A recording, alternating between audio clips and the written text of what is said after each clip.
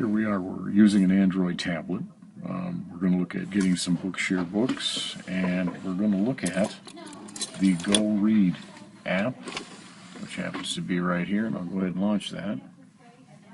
And it always launches to the last page of the last book that you were on. Now, we can read this by roughly just hitting in the middle, and I see our menu comes up over here. I can select Read to Me, and it will start reading. Sure, he was very busy.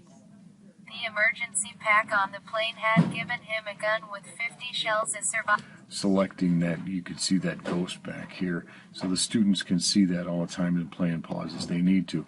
Sentences are highlighted as it's read, and that's a nice feature. I want to show you how we go about getting a new book from Bookshare.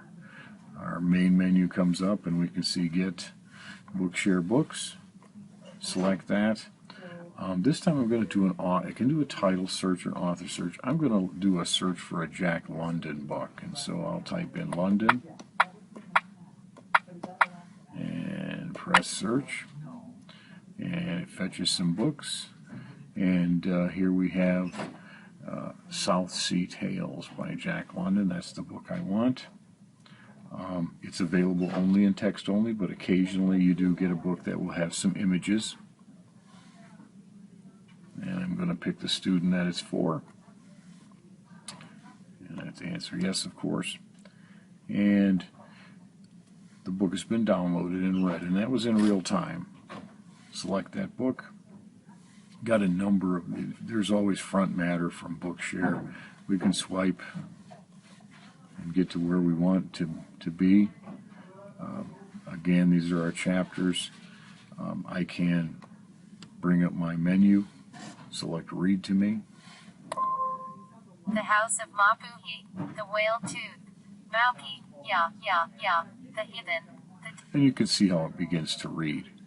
Again, looking at our little window here, we have a main menu that should be familiar. Because we downloaded a book before, but let's take a look at settings. In the settings file, things that I find important are dealing with text. Occasionally on a new device, the font size is quite small, and so we will probably want to change that. I'll change it to 28 just because. I'll go back again. The Terrible Solomons, The Inevitable White. As soon as I go back, it reads. Another feature is the text to speech option. That's found in the main menu. And if we scroll a little bit, we'll see text to speech settings. I'll bring that up. I happen to like the Google text to speech engine. It's a fine one. You can pick it. You can add voices if you wish for a fee.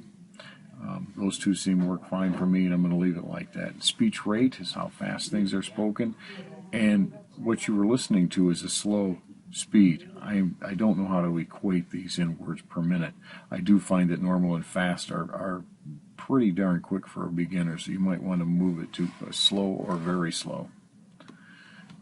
Again, if you make changes, you can always listen. This is an example of speech synthesis in English. Otherwise, go back,